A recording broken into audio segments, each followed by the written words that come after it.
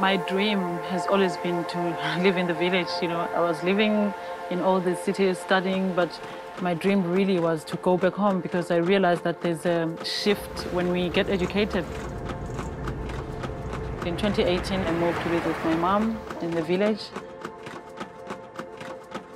I started farming with my mom, planting maize, sweet potatoes, and I was selling that with my mother. I wasn't panicking for not getting a job because I felt like I'm doing something, you know, I'm selling and I'm spending time with my mom. I was away for 2.5 years, so I'm able to spend time with her.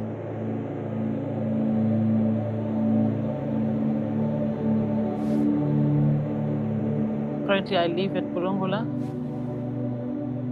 I'm working for Viva con Agua.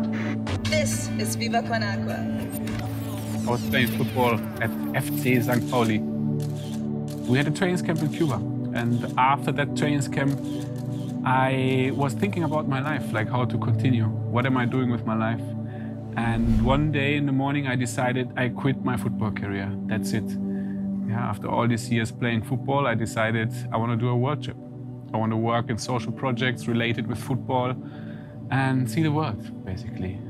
The same afternoon, my manager called me and said he wants me to continue playing football. So all of a sudden, within 24 hours, I decided to quit playing football and the manager gave me a new contract. The idea came of combining these two worlds, using my time as a football player to actually bring in that, well, longing for the world and the social project.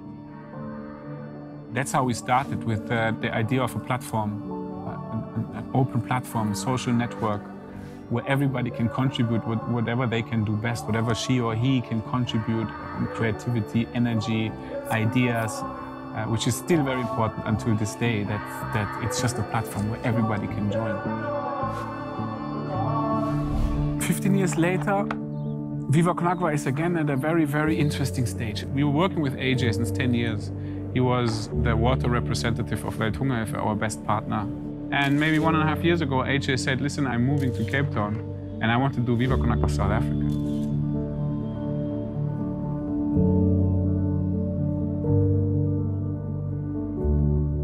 When I moved here, my first thought initially was, wow, all the basic things that are needed to build a community here that cares about water is present, especially because in 2018, when we moved here, Cape Town was having a water crisis. Water was the only thing that people were talking about, how to conserve water because the city was running dry. It was on day zero. So to set up an organization based around water was clear that there was space here to do that. When something new starts, you always need to be very aware, how do you start it? What is actually the DNA of that seed you are planting? Now, just this week, it was the time to basically create that DNA of that seed together. So the first evening, the core team came together to prepare the workshop also. It's very important that everybody understands the platform here needs to have its own life.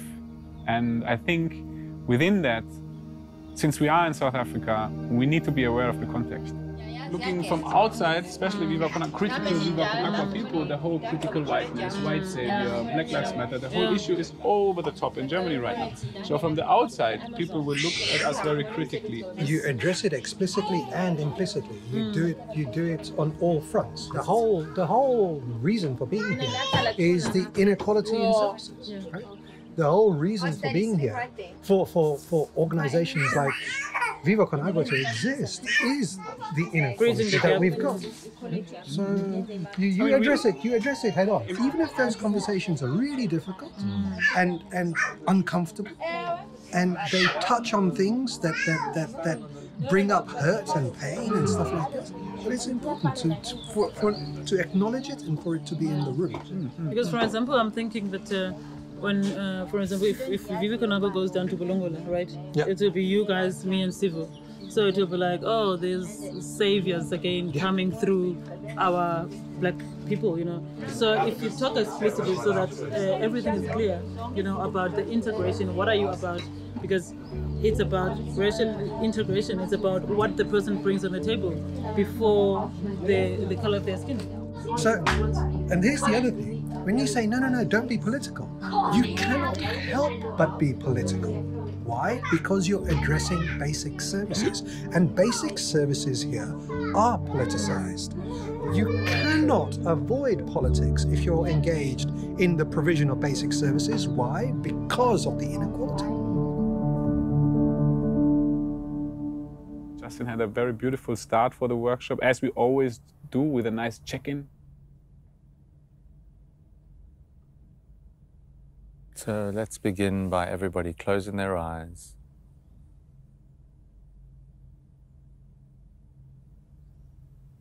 And then when you feel ready, begin to take some deeper, longer, slower breaths.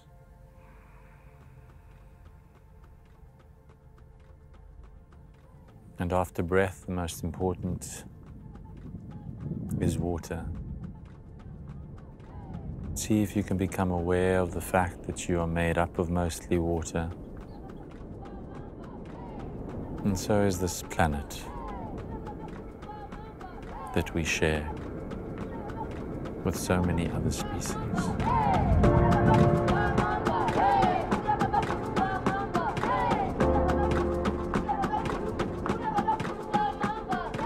After lockdown eased a bit, a friend of mine called me to move and live at Bulungula to volunteer, help him with the farming project with a few women, 3 women. So we were farming with them and producing and selling, giving them some income,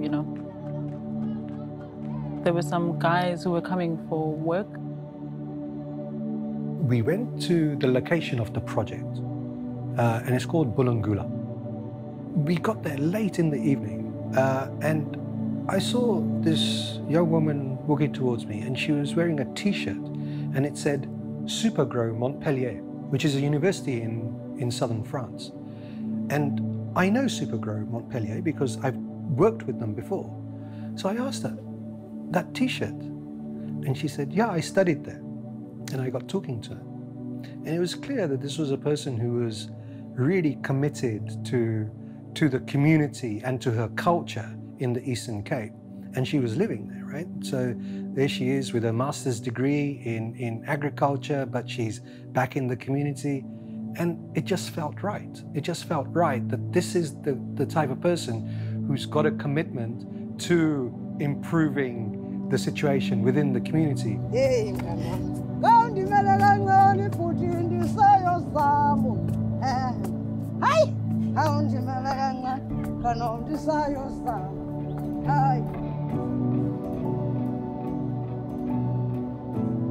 Currently, we are targeting to be working with about 20,000 learners. So we go to schools that are in Eastern Cape, Elodale, Engeleni, and surrounding villages. So we do evaluation. We check out how their structures are, the toilets, the water.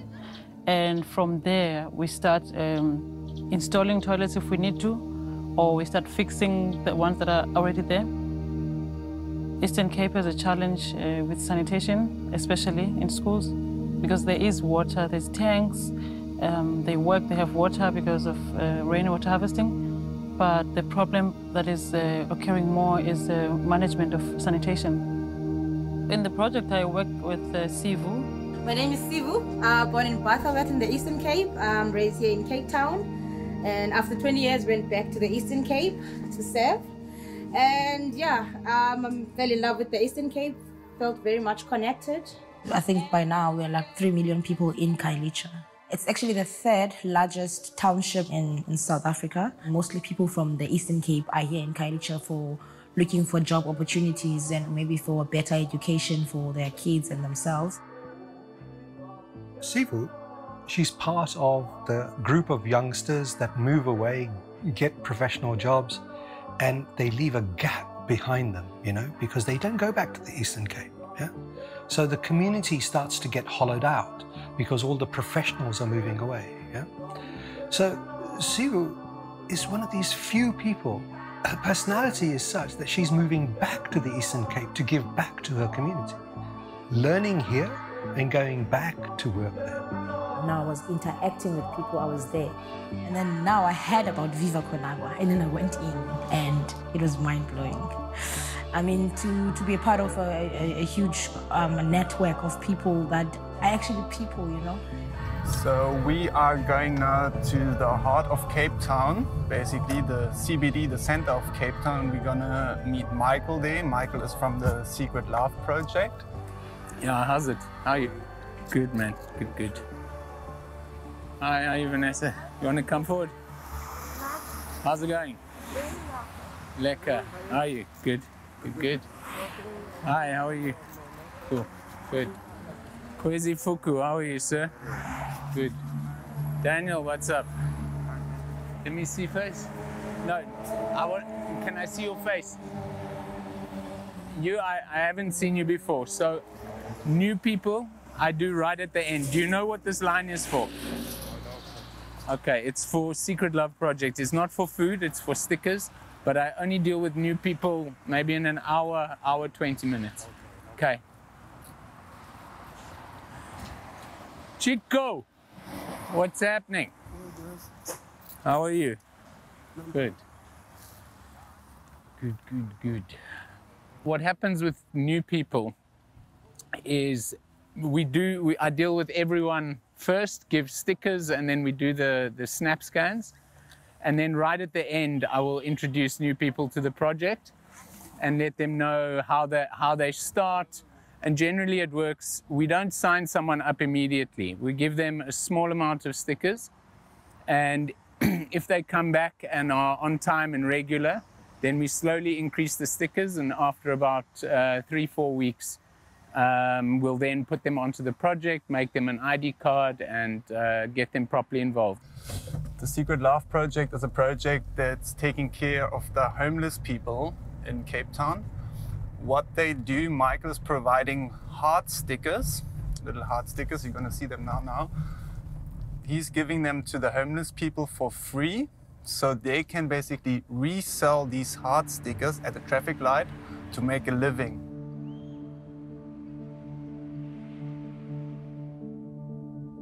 To make Viva con Agua known or to connect people around Viva con Agua in Cape Town, we also need to have something like a platform also here in the city.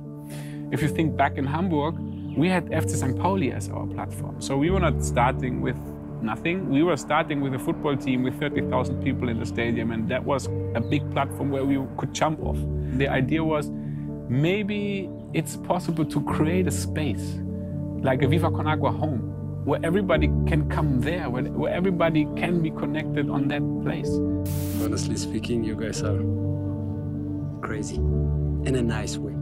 The lockdown came in South Africa, the lockdown came in Germany. I was scrolling on my app, looking through properties here in and around Cape Town, and I found the backpack. I called them and I had actually the owner. I have a real passion to work with the Eastern Cape. So the Eastern Cape call us the embassy here. Because if any tourist walked in here, I wouldn't sell them a garden route tour. It was like, how boring. You get on public transport and you get to the rural parts of South Africa because the money for every dollar spent, it was going so far. So my passion was Bulangula, where your water project is. It's just so weird. One thing is clear, to get a place like that, we cannot use any euro of our donations. Never, you know? Our donations are there to support water projects, not maybe to buy a backpackers in the middle of the town, all right? So I called some friends, some friends who might be ready to support us with it. It's crazy, but it's real. We're actually taking over the oldest backpackers of Cape Town. It will be a hub for so many people to meet and to create beautiful synergies. And the next chapter will be called... Villa Viva! Villa Viva! Villa Viva! It will be a social business which is created to support the water projects of Viva con Agua South Africa. Of course, we don't use donations to start that new chapter, but thank you to all the supporters and friendly investors who made that possible. So the backpack is not just a backpack. It's actually more than that, and it's always been more than that. When Benny and my husband started looking for a project and a place, and my husband found the backpack, then he told me about it, and I had to laugh a little bit because I'd actually worked there during my years in college. And it was really, really profound to be able to go back there and see what it's become, where it is now, and it still feels a very strong connection there. Even though there's so many bad things here, there's also so much good. So overall, I think the backpack allowed people to actually interact with people on a more human level. There's a lot of women who haven't gotten a chance to be all that they can be. We still struggle a lot with stereotypes, who we are. We do try and fight them. We do try and be more than we are right now. But I think my biggest vision would be for the backpack to focus on youth and women.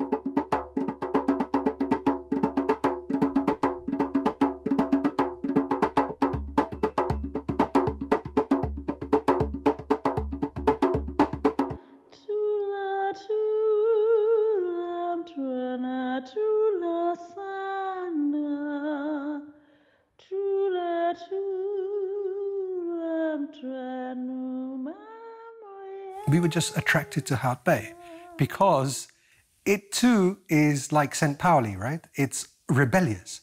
And it's rebellious because during the apartheid era, Hout Bay declared its independence from South Africa because they didn't believe in apartheid. So it became the Independent Republic of Hout Bay, and they issued their own passports, which were kind of accepted, but, you know, it was never a sovereign country. So it was an attractive place for that reason, because it just felt that the mentality of a community like this is the right place to be. There's amazing people here, and there's also still a lot of good and happiness around here. And that's what I think the backpack helps educate people about.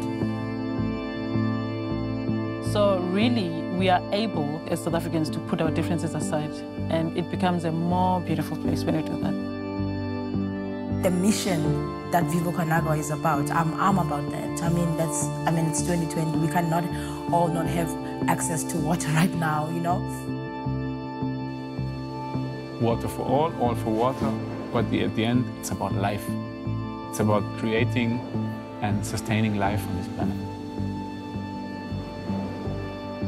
I want to talk to you about why we're doing it. We've all read stuff on water, right? That it's a problem, some people have, some people don't. But what are the real issues? I just want to visualize that for you. Right? Imagine that this bottle is all the water in the world, all of it. So that's the seas, that's the oceans, that's the polar ice caps, that's all the water underground, all of the water, 1 litre. How much of that water is fresh water? It's about 3%. That is all the fresh water in the world. But not all of this water we can access, right? So, how much of that water is available to us as humans? It's the equivalent of 1 teaspoon.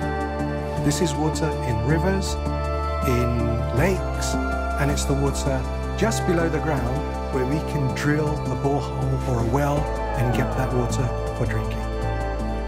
But not all of that water is used by humans, because we must also provide water for industry, we must provide water for agriculture. So how much of that water is drinking water? It's about a drop. That drop is all the water that we've got. And that drop is Viva Conagua.